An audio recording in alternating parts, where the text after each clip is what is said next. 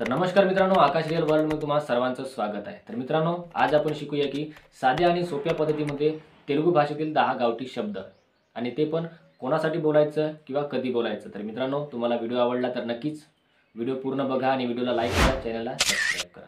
चला मित्रांनो, व्हिडिओ बघूया।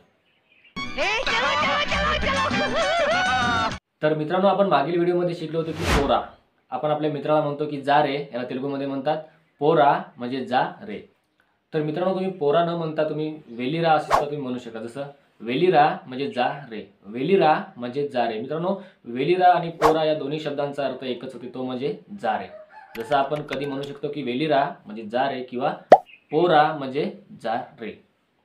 तर दुसरा मित्रांनो, आपल्याला कोणत्या स्त्रीला म्हणायचं आहे की जा ग, याला तेलुगूमध्ये म्हणतात वेलम्मा म्हणजे जा ग, याला तेलुगूमध्ये म्हणतात वेलम्मा म्हणजे जा ग। तर मित्रांनो, वेलम्मा हा शब्द स्त्रियांसाठी वापरायचा आहे, मुलींसाठी वापरायचा आहे, पण मुलांसाठी किंवा तुमच्या मित्रांसाठी वेलम्मा हा शब्द वापरायचा नाही। Very dangerous! जसं वेलम्मा म्हणजे जा ग आणि मित्रांसाठी वेलिरा म्हणजे जा रे। तर मित्रांनो, तुम्ही शब्द आठवण ठेवा, त्यांचा तुम्ही बोलण्याचा प्रयत्न करा आणि कोणाला कधी बोलायचं हे समजून बोलण्याचा प्रयत्न करा। तर मित्रांनो, आपल्याला आपल्या मित्राला म्हणायचं आहे की काय रे, याला तेलुगूमध्ये म्हणतात एंटिरा। काय रे, एंटिरा म्हणजे काय रे। तर मित्रांनो, जर तुम्हाला स्त्रियांना जर म्हणायचं असेल ना की काय ग, याला तेलुगूमध्ये म्हणतात एंतम्मा म्हणजे काय ग, एंतम्मा म्हणजे काय ग। आणि मित्रांसाठी किंवा पुरुषांसाठी आपल्याला जर वापरायचे असणार तर आपण बोलणार एंटिरा म्हणजे काय रे। तर मित्रांनो, एंटिरा हा शब्द तुम्ही तुमच्या मित्रांसाठी वापरा किंवा पुरुषांसाठी वापरा। आणि जर स्त्रियांना जर तुम्ही म्हणायचं असणार की काय ग, याला तेलुगूमध्ये म्हणतात एंतम्मा म्हणजे काय ग, एंतम्मा म्हणजे काय ग। तर मित्रांनो, हे शब्द कधी आणि कोणासाठी बोलायचं हे तुम्ही लक्षात ठेवा आणि समजून तेलुगू बोलण्याचा प्रयत्न करा। व्हिडिओमध्ये पाहून अर्धी माहिती घेऊन बोलण्याचा प्रयत्न करू नका। बोलो मुझे मार डालेंगे, बड़े खतरनाक लोग हैं। तर मित्रांनो, आपल्या मित्राला म्हणायचं आहे की ठीक आहेस का, ठीक आहेस का किंवा चांगला आहेस का, याला तेलुगूमध्ये म्हणतात बागुन्नावा। बागुन्नावा म्हणजे ठीक आहेस का किंवा चांगला आहेस का। जर तुम्हाला तुमच्या मित्राला म्हणायचं असणार की ठीक आहेस का किंवा चांगला आहेस का, बागुन्नावा। बागुन्नावा म्हणजे ठीक आहेस का किंवा चांगला आहेस का, याला तेलुगूमध्ये म्हणतात बागुन्नावा म्हणजे ठीक आहेस का किंवा चांगला आहेस का।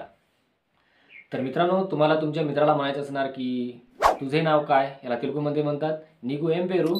नीकू एम पेरू म्हणजे तुझे नाव काय। किंवा मित्रांनो, आपल्याला जर समोरच्याला आदर देऊन जर बोलायचं असणार तर किंवा आपल्यापेक्षा मोठा व्यक्ती असणार तर आपण त्यांना म्हणायचं आहे की पेरू एमिटी म्हणजे तुमचं नाव काय। आणि जर तुमचं मित्र असणार किंवा तुमच्यापेक्षा लहान असणार तर त्याला तेलुगूमध्ये म्हणतात गावठी भाषेमध्ये नीकू एम पेरू। नीकू एम पेरू म्हणजे तुझे नाव काय, नीकू एम पेरू। आणि आपल्यापेक्षा मोठा व्यक्ती असणार, आपण त्याला म्हणायचं आहे मी पेरू एमिटी म्हणजे तुमचं नाव काय। आणि तुमच्या मित्राला किंवा लहान व्यक्तीला म्हणायचं आहे नीकू एम पेरू। नीकू एम पेरू म्हणजे तुझे नाव काय, नीकू एम पेरू। किंवा मित्रांनो, तुम्हाला तुमच्या मित्राला म्हणायचं आहे की मोठ्या आवाजात बोलू नको रे, मोठ्या आवाजात बोलू नको रे, याला तेलुगूमध्ये म्हणतात अरवा माटलू वद्दुरा। अरवा माटलू वद्दुरा म्हणजे मोठ्या आवाजात बोलू नको रे किंवा मोठ्या आवाजात बोलणे बंद कर, याला तेलुगूमध्ये म्हणतात अरवा माटलू वद्दुरा। अरवा माटलू वद्दुरा म्हणजे मोठ्या आवाजात बोलू नको रे किंवा मोठ्या आवाजात बोलू नको। अरवा माटलू वद्दुरा म्हणजे मोठ्या आवाजात बोलू नको। तर मित्रांनो, आपण मागील व्हिडिओमध्ये शिकलो होतो की चुस्यावारा, याला तेलुगूमध्ये म्हणतात पाहिला का रे, पाहिलं का रे।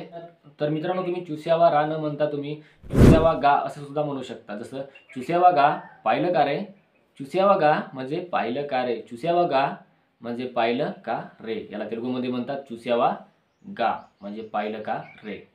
तर मित्रांनो, जर तुम्हाला तुमच्या मित्राला म्हणायचं आहे की तू किती नाटक करतोस रे किंवा किंवा तू किती ड्रामा करतोस रे, याला तेलुगूमध्ये म्हणतात एंटिरानी ड्रामा।